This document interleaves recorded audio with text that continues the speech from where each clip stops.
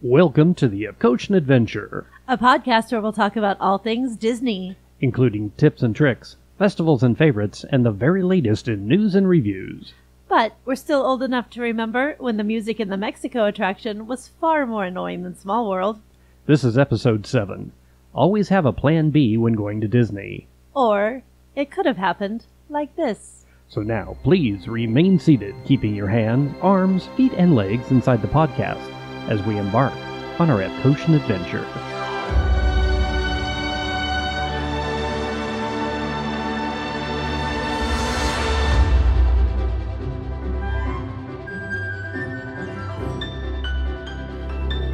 Howdy, folks, and welcome to episode 7 of the Epcotian Adventure. I'm Rod. And I'm Sue. And today we're going to be talking about the best of the fest from the Garden Festival we're not. What? We're really not. Well, that's what it says on my little thing here. I know. We went to Epcot. And we did. We ate the food. We did. And, we missed a few things. We missed so many things. Okay, see, here's the story. Here's the little context for you.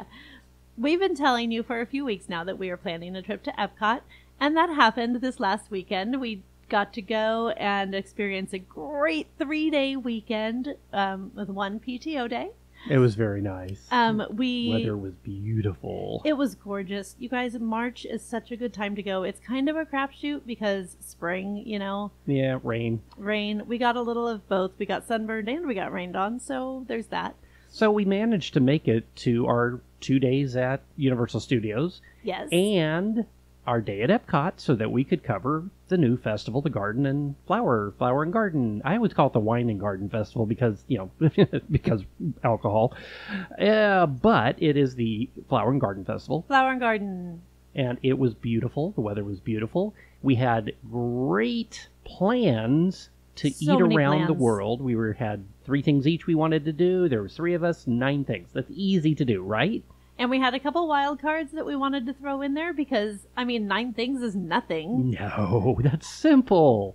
Yeah. Until real life set in. 1.2 miles later. Okay, here's the thing about going to the festivals. We always have grand plans. We're going to eat all the things. We're going to drink all the things.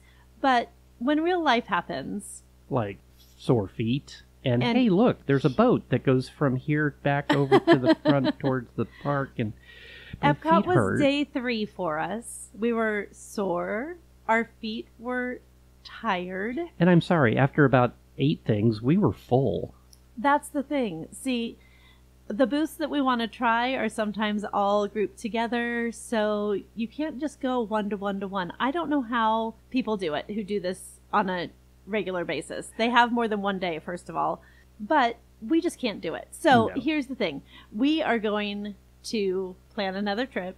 Mm-hmm. We're going to taste some more things, and we're going to come back to you with our best of the fest. Yes, we just had another $1,000 brunch. We did. A little alcohol involved again. I'm not a drunk. We're really not. I swear to drunk, I'm not God. We just enjoy day drinking on the weekends, and when we do that, we hit plan now. Trips to Epcot, yeah. So this is brought to you by $1,000 Brunch Productions, and that is why. Yeah, so our plan B went into effect while we were still at Epcot.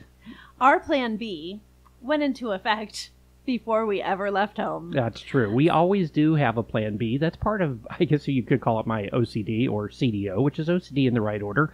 Don't judge me. We're judging you. We always have a plan B. Always. And it worked in our favor.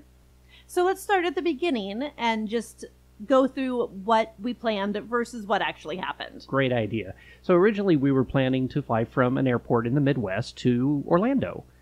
And on the one day that we were going to be flying, they had a level 32,000 tornado forecast. And so I called our good friends at Southwest and said, hey, you know that flight we were going to take from that airport? Yeah, we want to go to this other airport that's the same number of hours in the other direction.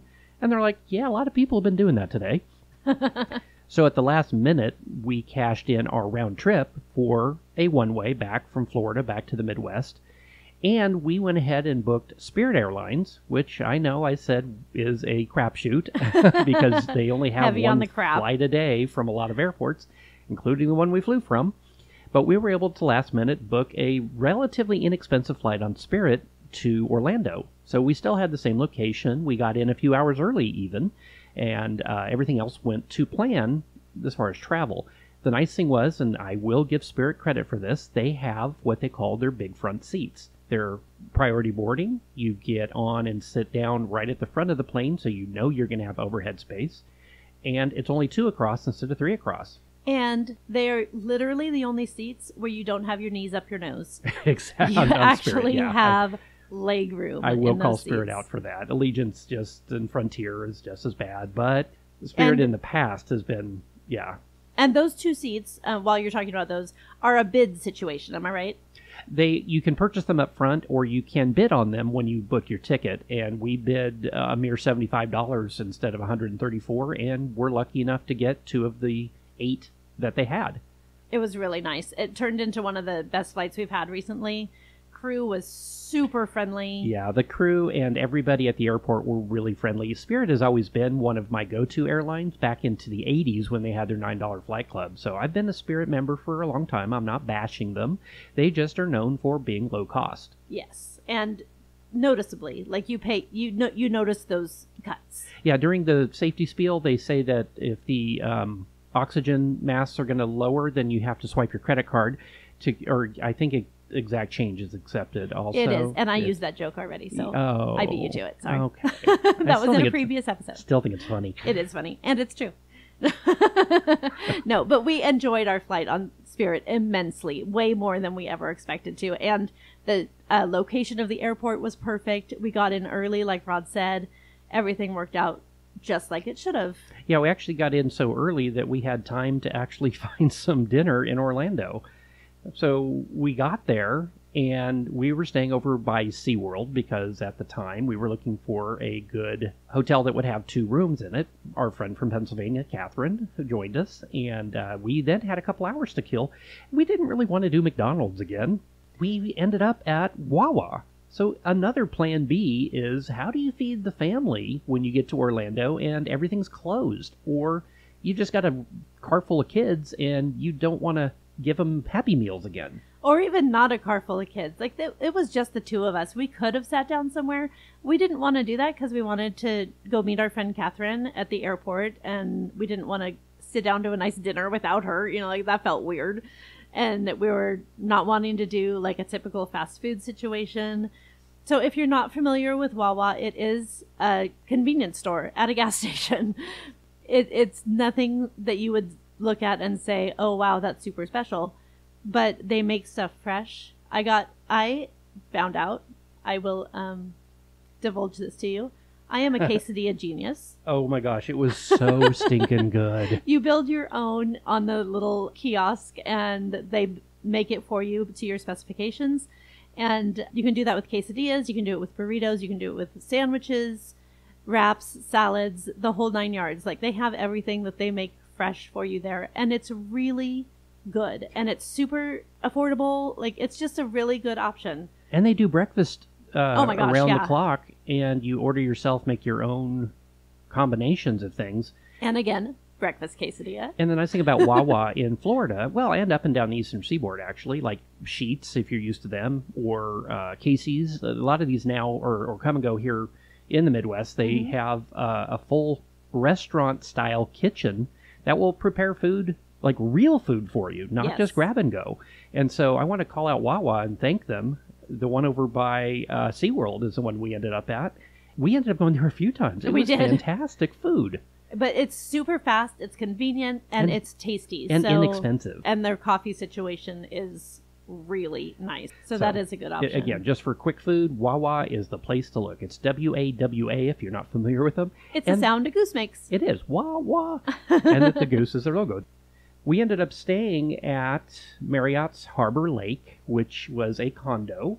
We chose this location because it was between Disney and Universal, and they had some really nice 2-bedroom condos for just about $300 a night. 2 rooms at any of the hotels that we looked at were going to be more than that. And this was a great condo. We had a nice balcony with table and chairs out there overlooking the pool area. There was a space with couch and table and full kitchen. Like, it was really nice. Plus 2 bedrooms, 2 baths.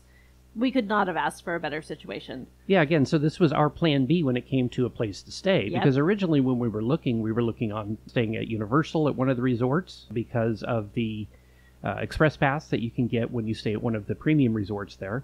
But unbelievably, prices went through the roof on the Universal resorts. Not sure what was going on over on that end of town this weekend. There's also there was something. Oh yeah, there's a DoubleTree right there. Everybody was really high cost. I think I can blame it maybe on the Mardi Gras promotion because there was so many people coming to the park for that.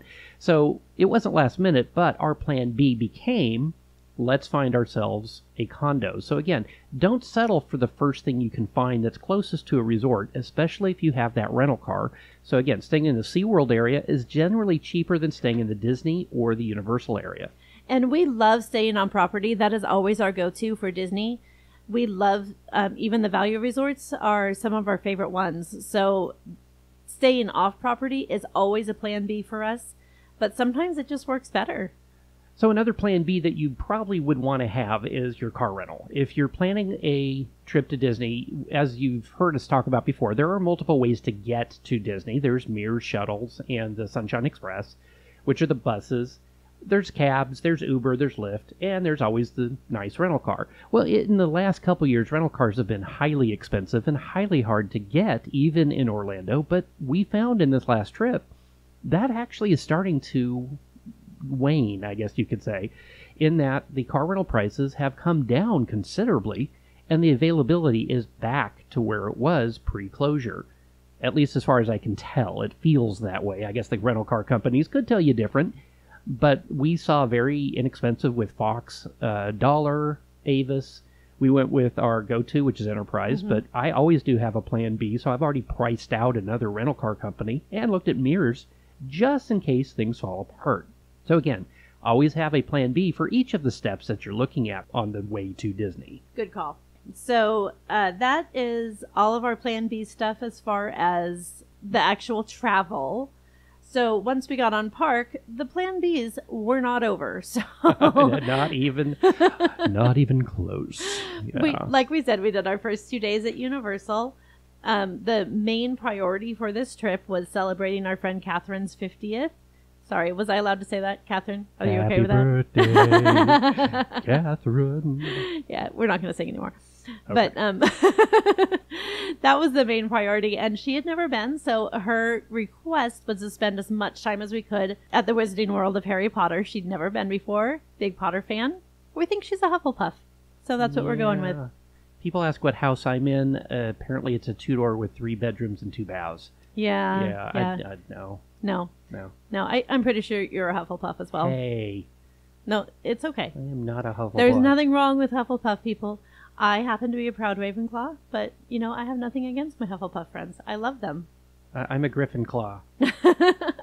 Huffledore? You know what? That works for me. I don't know. But anyway, we had a great time with our 2 days. We'll actually probably do a review of our time at Wizarding World of Harry Potter. Oh, yeah. It was so fun. Because we had a great time. We have to do that. Yeah, it was fun. And we managed to fit in all the other stuff we wanted to, well, most of the other stuff we wanted to do at IOA and Universal. So one thing I did learn, it wasn't really a plan B, but it was unexpected.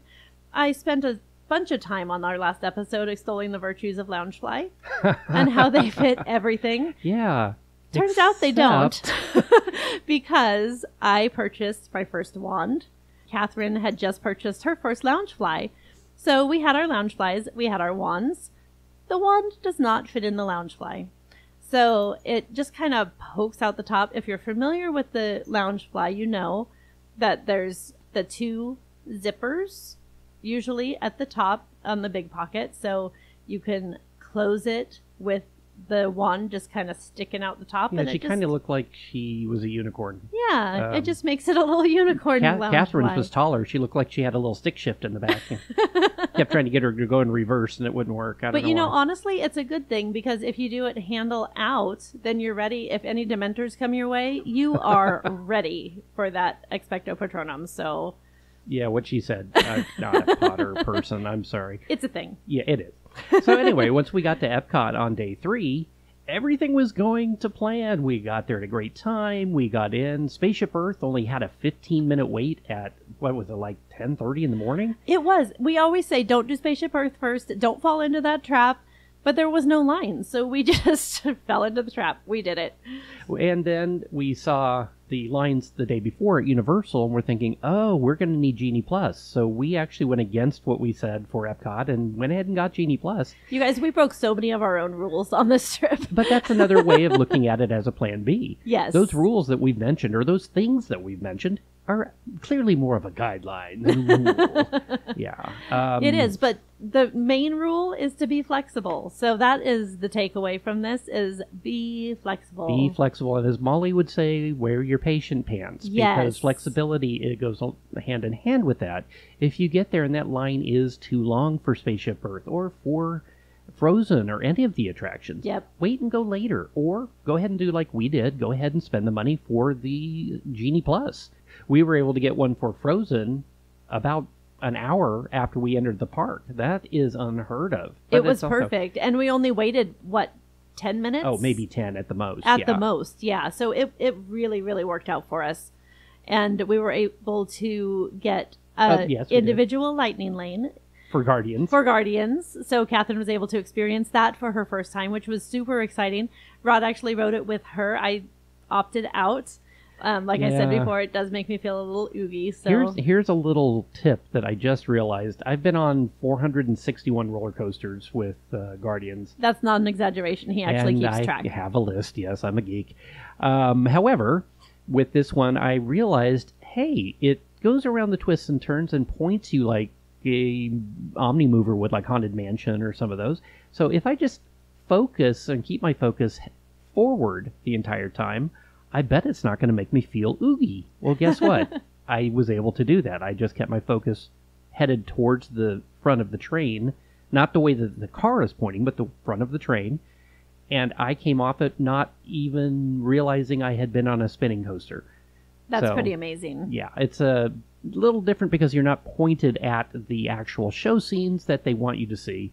But if you have a twinge of motion sickness, point your head in the direction of the forward motion of the actual train, not the car you're sitting in, and it helps alleviate that. That's super interesting. I may actually try that the next time we go, because the ride is very fun, and I'd love to experience it again. So I am Groot. We'll definitely have to try that one again. Wait, first there was cake and now there's toast? This mission is making me hungry. It's so fun. And it really is a fun ride. So, another thing to keep in mind, like Guardians is not usually on our main list of things to do because of that, but it was on our list this time because we were with a first-timer. Yeah, if you're with a first-timer, everything's a plan B, because if you're used to going to Epcot or any of the Disney parks, really, and you have your own set list of things you want to do, your priorities, like we talked about in earlier episodes. If you're there with somebody who's never been, you really have to fall back on their priorities. They don't know what that is until they get there. Right. If you're acting as tour guide for a child or an adult child who is really, really into Disney, like a lot of our friends, then you really do need to ask them up front, what do you want to see? We didn't realize going in that we needed to make a detour. We ended up, don't tell anybody. Are you going to reveal this already? It happened. This was our plan B with Catherine. She said she wanted to go see Star Wars. That was completely... I have known Catherine for years. For years. She's basically part of the family. We claim her as one of our sisters. Yep. And I had no idea she was a Star Wars fan. Like, I'm a huge Star Wars fan. How did I not know this? And suddenly she's talking about wanting to do Rise of the Resistance, like knowing it by name. And I'm like, what is even happening here? So obviously that changed our plans because Rise of the Resistance. Right. And that's that leads back to what we started with. We didn't get to all of the food we wanted to do because we pivoted, if we're going into friends here. Pivot.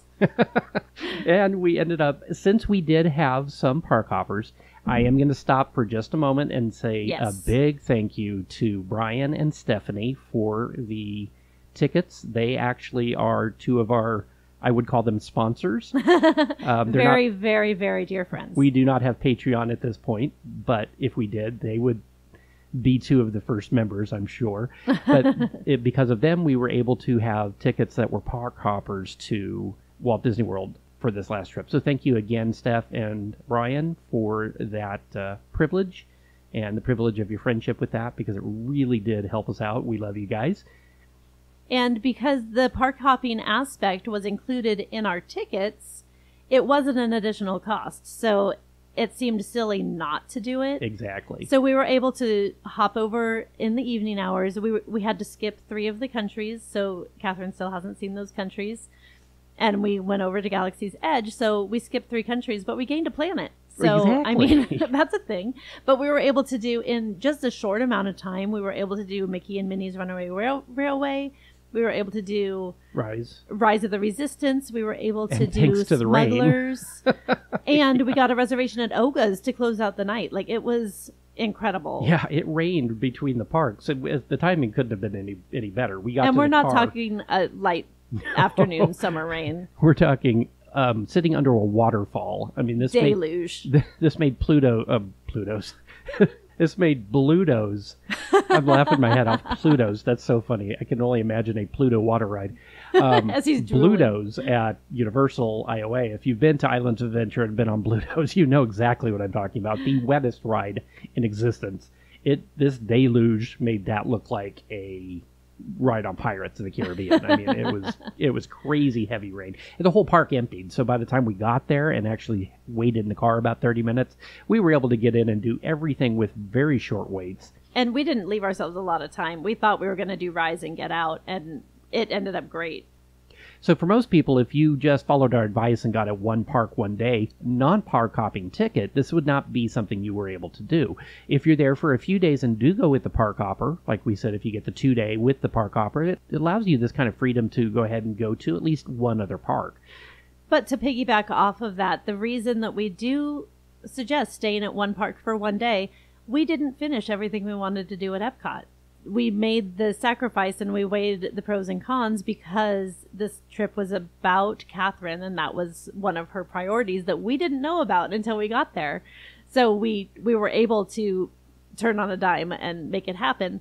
But we did skip out on 3 of the countries and several of the things off of our to-eat list. Exactly, which is why we're doing this Plan B.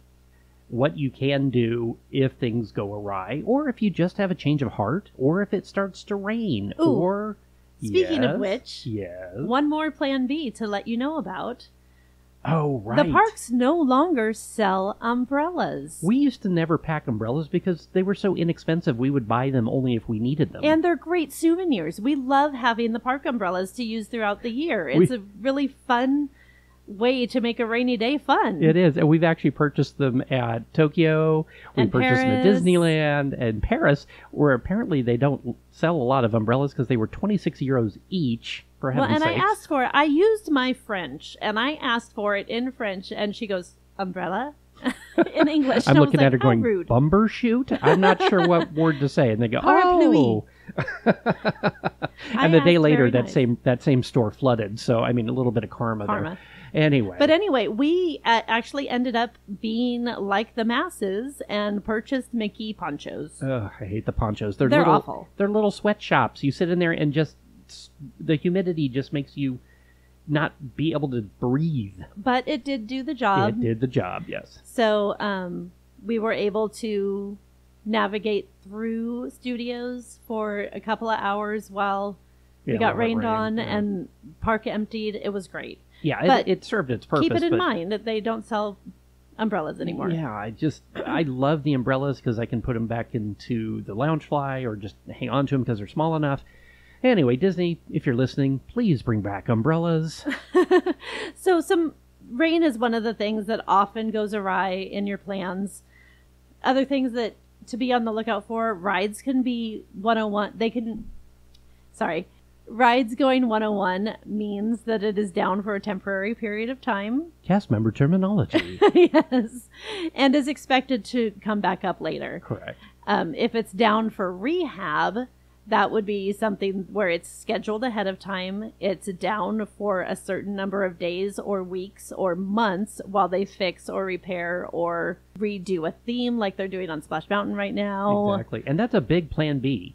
It's a huge plan B. If your priorities are for a specific attraction, Rise of the Resistance, Guardians of the Galaxy, or the ability to use the Skyliner, yes, then you need to check 6 months out to make sure that the attractions that you expect to be there are there, and that the transportation you expect to be there is there. Great point, because we were going from Epcot to Studios.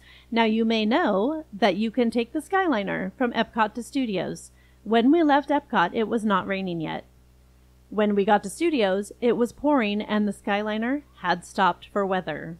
It was closed. We would still be on the Skyliner. Okay, not really. Yeah, we'd be stuck at Caribbean Beach, probably.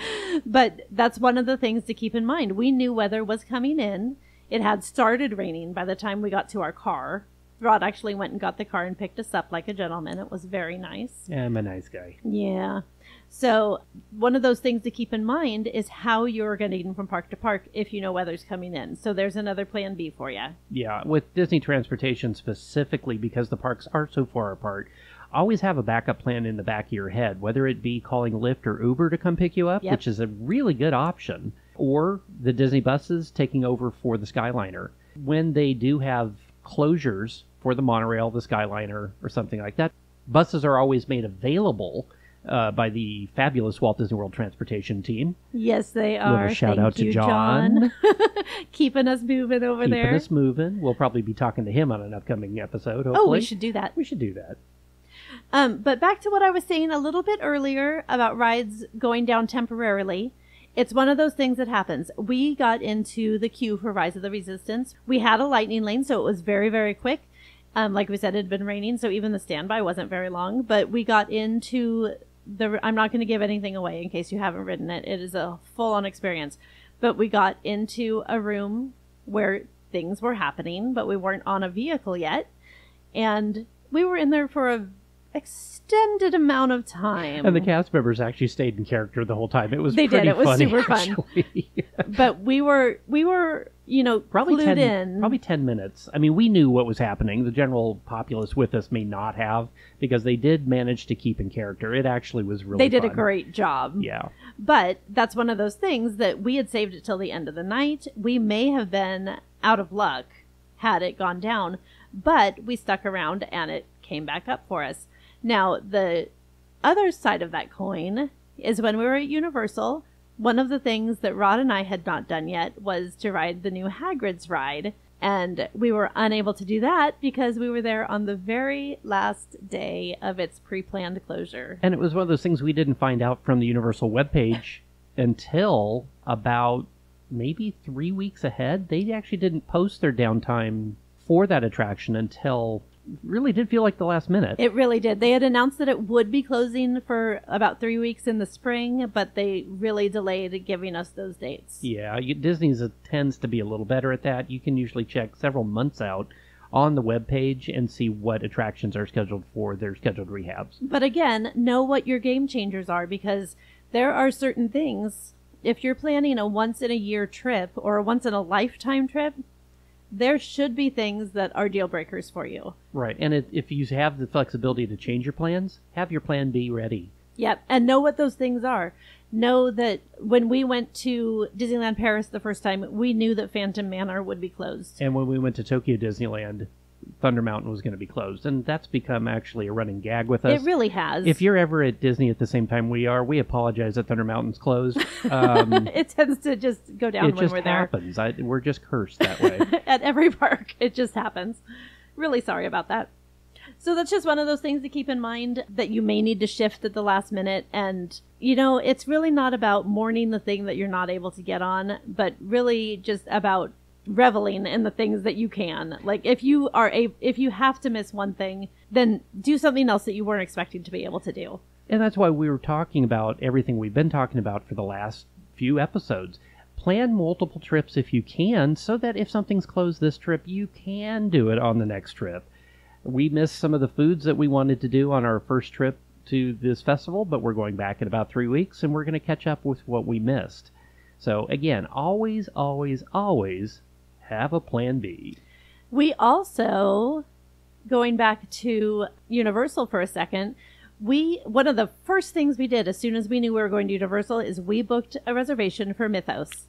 Now, if you've been there, you know that Mythos is legendary, and it is consistently one of the top restaurants, if not the top restaurant, depending on who you ask. Yeah, according to the powers that be, it's been voted the best theme park restaurant, I think is what it is. Yeah. Several years in a row, and I've eaten there. Actually, Sue and I have both eaten there, and we can attest to the food, the service, the atmosphere is fantastic. It is so. You don't feel like you're in a theme park. It's a really, really really place to be. Except for the guy vomiting waterfall out front. Yeah, that's weird.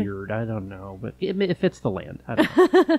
But when we got to that day, we were walking around and let's call it what it was. We were hangry. We were hangry, and it was time to eat. People are stupid. Get out of our way. Why is that kid crying? I want coffee. So we opted to cancel our Mythos. I'm sure we made somebody else very, very happy. I'm sure we did. To get one at the last second. So we ended up canceling Mythos, but what we gained from that was Rod knew of a restaurant that I had never even heard of. I probably walked by it every single time we're in the park. It's one of the most underrated restaurants in the entire Universal Studios complex. It is called Confisco Grill. As soon as you walk into Islands of Adventure, it's on the right-hand side, directly across from Starbucks. Yeah, like if you were at a Disney park, it would be on Main Street still. Correct, yes. Yeah, and it's 2 stories. It's a lot bigger than it looks like from outside. And the menu, oh my heavens, we had some short ribs that were sticky and gooey and, oh my heavens, yummy. Tangy.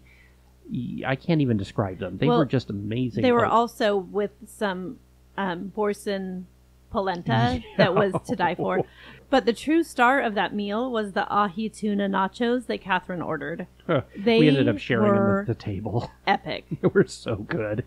Like, I can still taste them. Like, I want to go back and get just those. They were absolutely incredible. It was like wonton chips and house-made wonton chips, I think, yeah. Yes. And the fresh seared ahi that was just perfectly seasoned, perfectly well done. And it had a wasabi cream sauce. It had a sweet soy sauce. It was absolutely perfection. It's similar to what you can get at Yak and Yeti. It definitely has an Asian flair, as you can probably tell from what we're telling you. But oh my gosh, it is so good. But anyway, this was an unexpected thing that we would not have done had we insisted on keeping our Mythos reservation. We would have grabbed some popcorn or something to get us through and then sat down to a meal when we were even hangrier, and it would have been an ugly situation all around. It was so good we went back 2 days in a row, actually. We did. We I will went back admit. the second day. And I had been to Confisco before, and it's funny, the theme, when you walk in, there's up on the wall, there's a Boris Badenoff and Natasha chasing moose and squirrel. I had to ask him what the theme was, and it's based around confiscated goods that were left at the island. And so if you look around, there's things, artifacts around. Yes. It looks almost like an Indiana Jones restaurant on the inside. It's super fun. The whole vibe is just really relaxed, and it's just one of those places we will absolutely hit every time we go to the park now. But that was such an unexpected surprise because that was a true plan B. We did not have that on our radar at all, and it fit a need, and now it's going to be a tradition. So I guess our point in doing this episode, just in general, is, I think you said it earlier when we were talking about doing the episode, and I really liked what you said. You said that don't let your schedule ruin your vacation. Exactly. And that's one thing that we've tried to mention as often as we can when we're talking about going to Disney. It's great to have a schedule. It's great to have reservations 6 months out for your food. But if you get there and for some reason it doesn't hit you in the feels, then change your plans. Yep. Be flexible. Dance in the rain. Exactly. We've literally done that before. Yes. Like, don't be afraid to find something new that's your new favorite thing. Just because it's not on your list doesn't mean it's not going to be spectacular. One of the things I asked Catherine before we went, and you will hear directly from her later on when we talk more about this trip, but I asked her, what do you think is going to be your favorite pavilion at Epcot? And I listed all the countries for her. There's 11 of them. And she, without a hesitation, said Italy. It's absolutely going to be my favorite. And we went through, we did miss a couple, but we went through them all.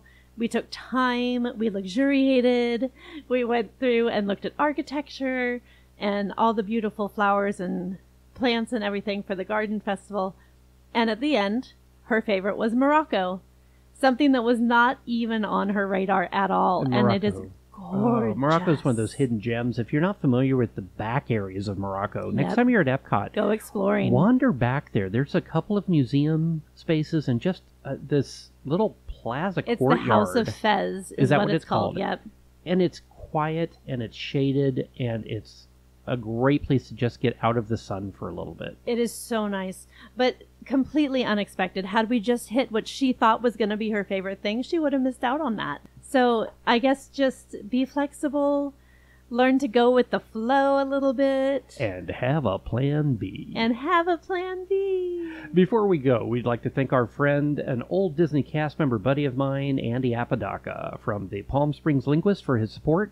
If you'd like to see some great videos on Disney culture, cast member life, theme park history, travel, and language, that's his fez. They were talking about Morocco. Go check out Andy's YouTube channel. That's Palm Springs Linguist on YouTube. We'd also like to thank Ken and Lynn from the Sweep Spot podcast for their advice and assistance in getting this podcast started. The Sweep Spot, that's SWEEP, like the sweepers at Disneyland, because that's where they got their start, is another great ex-Disney cast member podcast from the custodial side of the world. They cover all things Disney, past and present, can be found on YouTube and at thesweepspot.com.